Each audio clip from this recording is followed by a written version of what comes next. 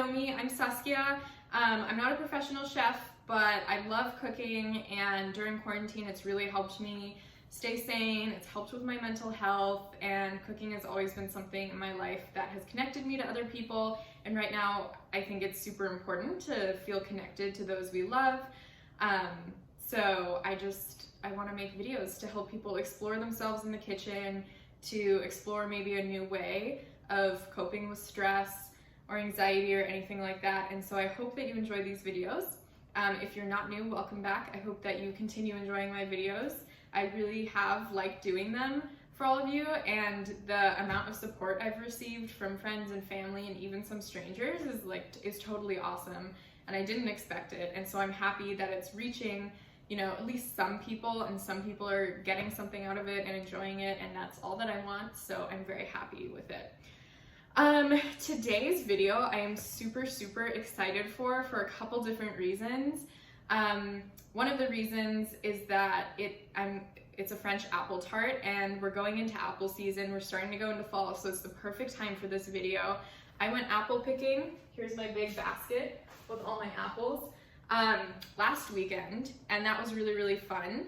And so I knew right away that I wanted to do some sort of apple dessert. The second reason I'm excited is that this is my first dessert video I'm doing for all of you, and it's a super straightforward, simple dessert, which leads me into another reason I'm very excited for this video. My mom is an incredible cook. I'm not just saying this because she's my mom, but she really is one of the best cooks that, you know, like home cooks ever.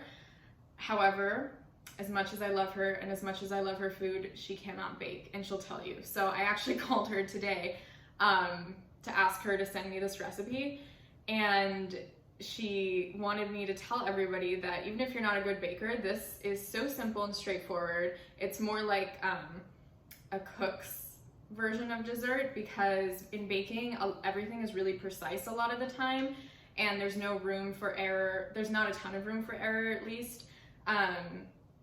But with this recipe, it's like anybody could do it, really. So I'm excited because it reminds me of my mom, and it's like the only dessert she ever made us growing up.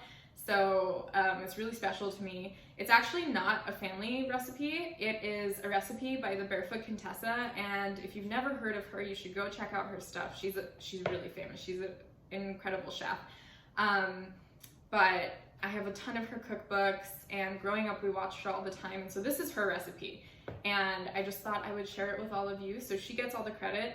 I do not, but I'm really excited for this. So since this is a tart, we're going to want to start out with the dough, and a lot of times I think dough sort of scares people if they don't have a lot of experience with baking or just being in the kitchen. I know that I used to be terrified of making dough. It sounded really complicated, super sensitive, that type of thing. This is literally a 5-ingredient dough, and I have all of them right here in front of me. So it's super simple. It's a great one to start out with if you're new to baking or dough making or just in the kitchen. What it consists of is 2 cups of all-purpose flour, a tablespoon of sugar, and then half a teaspoon of salt, and I've put both of those in this bowl. Then it's 1.5 sticks of butter, chopped into not super tiny pieces, but you know, not big chunks. So 1.5 sticks of butter, and then half a cup of ice water. And that's literally it. It's really simple. So I'm going to go ahead and get this started. The recipe, Barefoot Contessa's recipe, actually calls to do it in a mixer, however, like a food processor. I don't actually have a food processor, so every time I've been baking, every time I bake when I'm not at home and my parents have a food processor, I actually do it like the old-fashioned way, just in a bowl with my hands. So I'm going to show you how to do that. So you're going to add the 2 cups of flour into your mixing bowl, and then you're going to add your 1 tablespoon of sugar and half a teaspoon of salt. And I'm just going to take a whisk, and I'm just going to mix all of that together. Make sure the salt and sugar are dispersed throughout the flour. And then, once they're dispersed, I will be taking my 1.5 sticks of butter that are cut up, and I'm going to be adding it into the flour, salt, sugar mixture. Now, in a food processor, the recipe says to do this for 10 to 12 minutes. Since I don't have a food processor, I'm actually not sure how long it's gonna take. We're gonna find out, but just put the butter in. I'm not gonna put it all in at once since I don't have a food processor. I'm just gonna do like half of it at first. And you can definitely knead it in with your hands. What you want basically is for the butter to form like little balls and for it to get sort of grainy. However, another way to do this that I came across a couple weeks ago when I was baking something is to cut the butter, and I'd never heard of this before, so I had to look it up. But basically you take 2 knives and you just go in and you chop the butter into the flour mixture like this. You just like cut it up basically in the flour, and this is a really like old-fashioned way of doing it. So you can do that. You can also take a fork and press the butter into the dough and do it that way. I'm going to be doing it with the knives just because I think it's kind of cool. This it'll probably take a little bit longer, but we'll see. So I'm just gonna go ahead and do that. And again, I'm just like literally going in there and like cutting the butter like this. So, and you just want to do this until the butter forms, like breaks down, forms little balls with the dough. In the recipe, it actually says until it forms pea-size balls, pea-size pieces. The dough starts to form something that looks like that. And at first you might think like, oh my gosh, this is, if you're doing it the way I'm doing it, you might start to think like, I'm not doing this right, nothing is happening, but eventually it does get there. Again, you can also go in with your hands and do it. This is a little less messy. And honestly, I don't know, like even if I did have a food processor, I think I kind of like doing it this way because it makes me feel like I really did something, you know, like I feel really impressed with myself afterwards that I like made dough.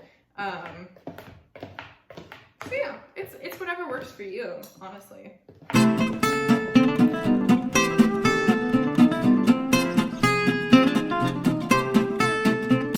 Go ahead and put the rest of my butter in.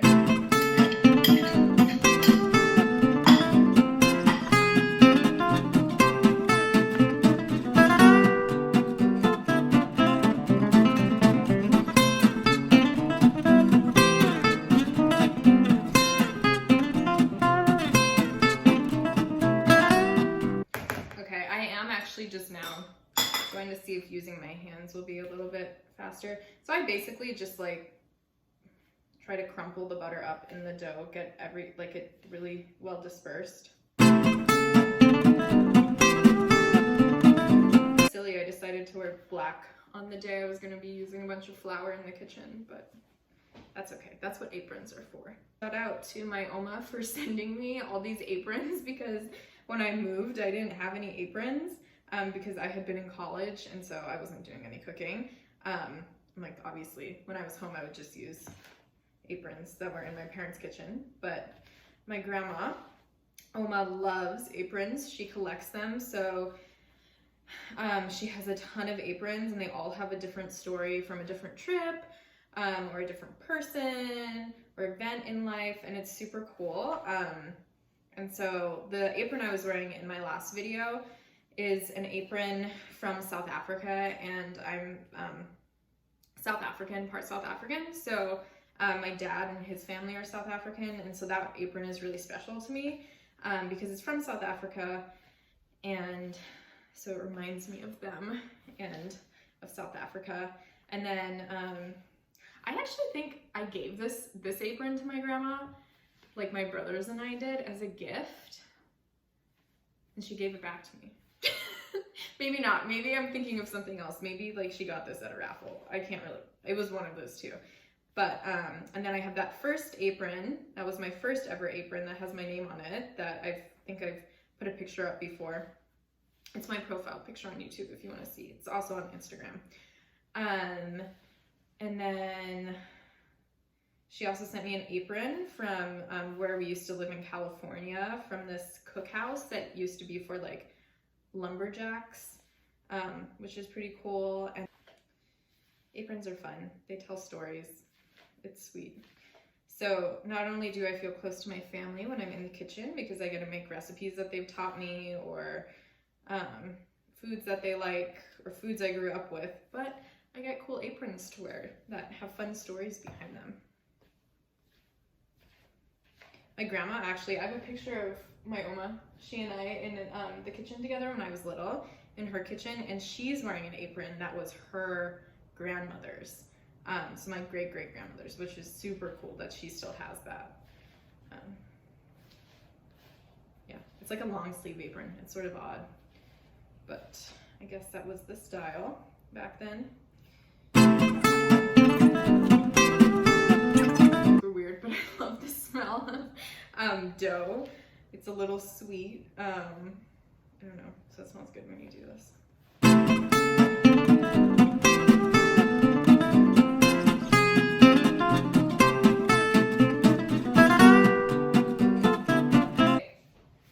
Okay, so I finished cutting the butter into the flour, and I ended up just using my hands and forming little pea-sized balls like that. Some of them are a little bit bigger, but that's basically what you want it to look like. And then what you're going to do is take your half a cup of ice water and pour it in. You don't actually want the ice in there, you just want the water part. And so I am going to take this sieve and or strainer, it's a strainer, and just pour it into my measuring cup, and then that's a little bit more than half, and then just pour this in here. And when you're doing it with a food processor, you just want to pulse it. However, since I don't have one, I'm going to use my hands, and I'm just going to get in there and do it this way. Just combine it all until it comes together. Okay, I may have put a little bit too much water in this. I'm gonna pour a little bit of the water out in the sink. You don't want like pools of water, so I think I didn't have my half a cup measuring cup. I eyeballed it, so I think that's why.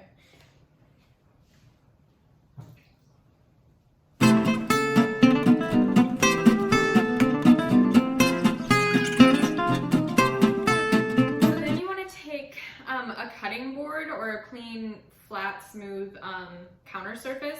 This is clean. I sanitized this counter surface before doing this, and you just want to flour it so that when you knead the dough out, it doesn't stick. So I floured my countertop. Again, you can use a cutting board. And then I'm just going to take my dough and I'm going to knead it a little bit. I'm not an expert at this, but this recipe, you don't need to be exact. Like, I just push my heels into it and then out and then roll it back and do that. So I'm just gonna do that a couple times.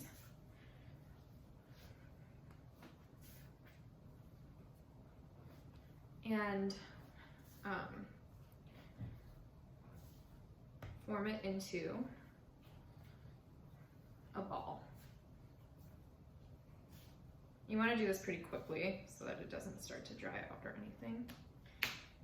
And then once you have it in a ball, you want to put it in saran wrap, cover it in saran wrap. Here's my ball. And then I'm going to take saran wrap that I have right here, and I'm just going to cover it in saran wrap and then put this in the fridge for an hour. And then once this is done cooling in the fridge, we'll get started on the apple part, the filling part, which is delicious, and getting it all together and into the oven. Hey everyone, welcome back. So it's been an hour. I just took the dough out of the fridge. I took it out of the saran wrap. Now it's sitting here. And so for this step, what we're going to need are 4 apples. The recipe calls for Granny Smith, but because we went to the orchard, we just have a variety, and I'm not sure which ones I actually picked out, but we did pick Granny Smith, Fiji, this other hybrid. It was something gold. I can't remember the whole name, and then one other, but I don't remember that one as well. So I just have a mix of apples, and I cut them 1/4 of an inch thick into this shape. And so that's what the shape for all of these apple pieces are. And her recipe says to peel the apple, but I don't peel the apple. I'm just gonna leave the skin on.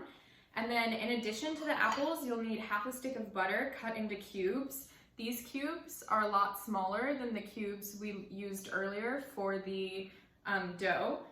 So that's 1/2 stick of butter again. And then 1/2 cup of flour. Oh, I'm sorry, 1/2 cup of sugar, not flour, 1/2 cup of sugar. And then 1/2 cup of apricot jelly. I think you can also use another kind of jelly if you'd prefer that. I think apricot's just a little more tart, so that's why she uses that in the recipe. But again, if you want to use a different kind of jelly, you totally can. And then the recipe also calls for 2 tablespoons of rum. However, if you don't have rum, you can also use water. And then I'm also going to use some lemon juice, so from a fresh lemon, and probably just not even the whole lemon, just like juice from half the lemon. I've also set the oven to 400 degrees, and I've gotten out a baking sheet, and the recipe calls for parchment paper on the baking sheet, but I didn't have parchment paper, so I just greased it, and that should be good. So yeah, we'll get started. First, you want to take a cutting board, or again, just your countertop, and flour it a little bit, and then we're gonna wanna roll out the dough. So I also like to flour my rolling pin. This was kind of cool. It's my great-grandma's rolling pin, I think, or it was hers, but now it's mine. So yeah, so sometimes I like to flour the rolling pin. I put the flour away, but we'll just take some of the flour off of here, and that should be good. And then we're just gonna roll it out. The recipe, it's a little hard right now. I think it'll get better. Maybe I left it in there too long. The recipe says to roll it so that it's 10 inches by 14 inches, and then cut it to shape the pan you have. But we'll see how this goes, because this seems like really, it seems oddly hard, strangely hard. I don't know, maybe I did something wrong. But regardless, it's gonna taste good, and this is what happens with cooking. Sometimes it doesn't turn out the way you thought it would. And so, yeah, I don't know. I would just tell people, like, don't be afraid of the kitchen, because honestly, like, mistakes are made, and that's fine. And like, the kitchen is all about experimenting. So you don't have to be perfect. Yeah, I think maybe I did something wrong. Maybe my ice water was too cold or something. I'm not a baker though, so I'm not really sure. But you know, this will be fine. We'll get there. Somehow, this will work out. If any of you are bakers and know why my dough is really, really hard right now and falling apart, that would be great. That's fine, you can let me know. But I think it'll still taste really good, so I'm not super concerned about it. Not everything can be perfect. But as long as it tastes good and you tried something, I think that's what's important, is just like the fact that, you know, you tried something new. Even if you've made this thousands of times, I'm sure like anything can happen. So, it'll taste good. I like, maybe it just needs to be a little warmer before I started.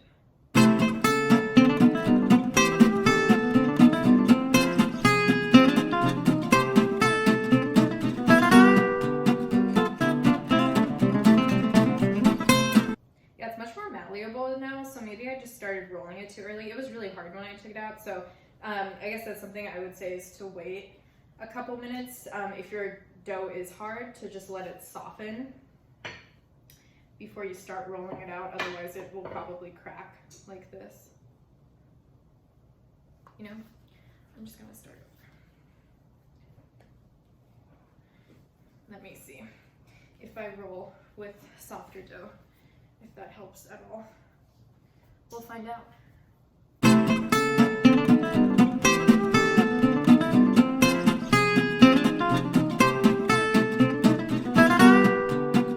Yeah, this is so much easier. Definitely suggest letting your dough warm up a little bit before you start rolling it out, once you've taken it out of the fridge.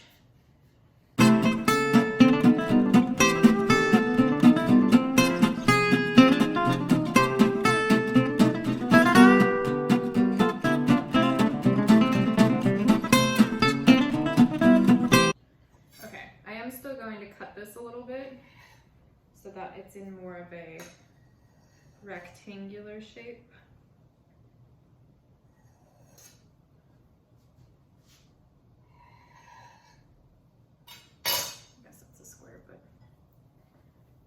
Then I'm going to take this, I'm going to lay it out on the baking sheet.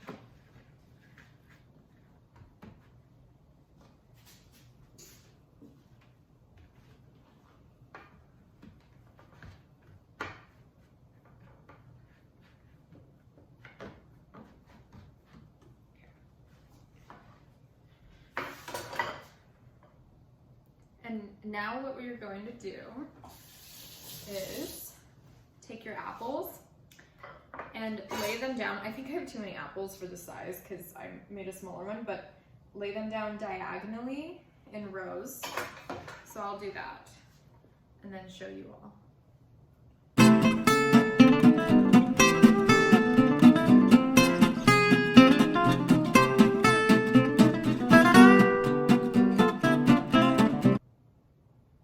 Okay.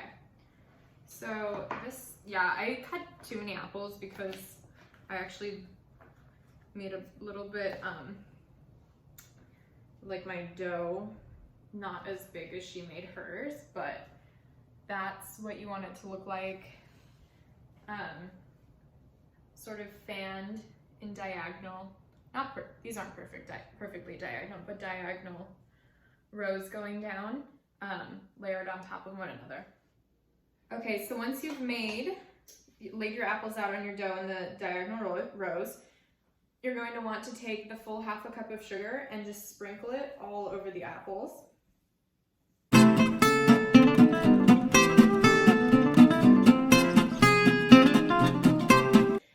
And then you take your little cubes of butter and you just lay them down on the apples.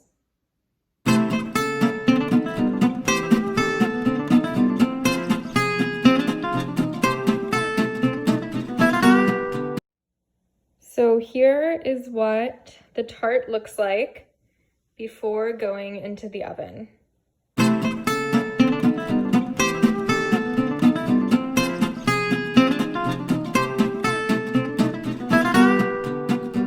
Now the tart is in the oven at 400 degrees. It's going to be in there for 45 minutes to an hour.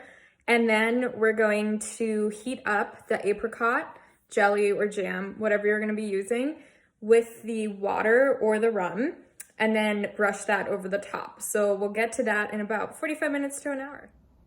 Hey everyone! So there's about 8 minutes left of the tart in the oven. And so I'm going to start heating up the apricot jelly and the rum so that when I take it out of the oven, the tart out of the oven, I can put that on it and we can dig in. So I have a saucepan, just a small saucepan, and I'm putting it on medium heat just to heat up. And then once the saucepan is a little warm, I'm going to put in my ½ cup of apricot jelly, or whatever kind of jelly you want to use. Okay, so I have my apricot jam heating up on the oven, just on medium heat.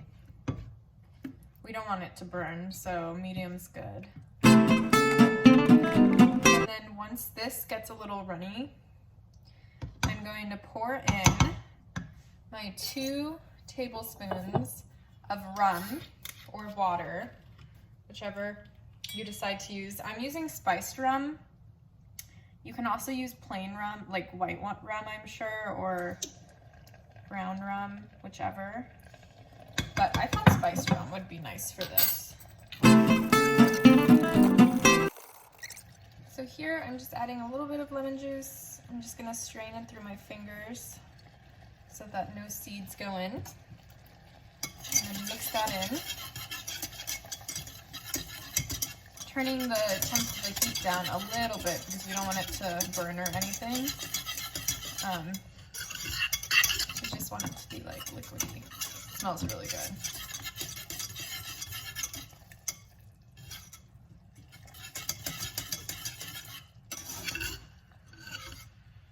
And then in a couple minutes, we'll take the tart out and we'll be ready to put the tart. I've just taken the tart out of the oven.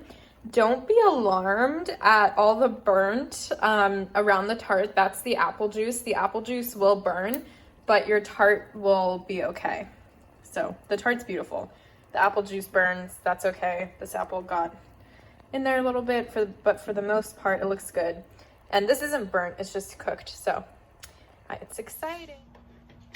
So now I will be taking this apricot jelly rum lemon juice mixture of ours. And I have a brush, but if you don't have a cooking brush, you can just use a spoon or something, and you just brush it over the tart.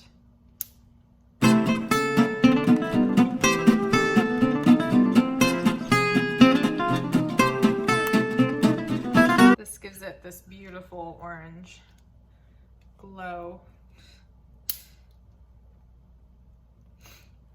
Okay. And then you can transfer it to your serving dish.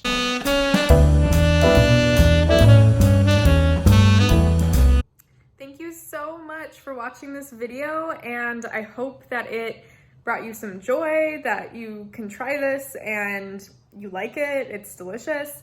I think it's also a good reminder to just experiment with things in the kitchen, even if you're not sure how they're gonna turn out. And sometimes you may think something will turn out one way and it turns out a different way, but you know, this still tastes delicious, even though it sort of fell apart at the end.